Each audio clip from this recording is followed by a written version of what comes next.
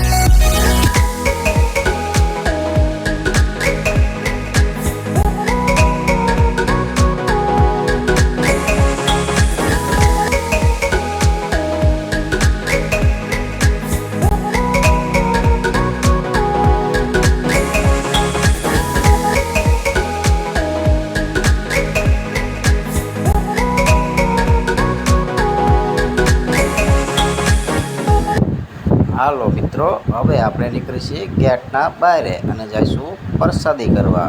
જો મિત્રો, આ છે રમકડાની લારીઓ જે મંદિરની આગળની સાઈડમાં છે।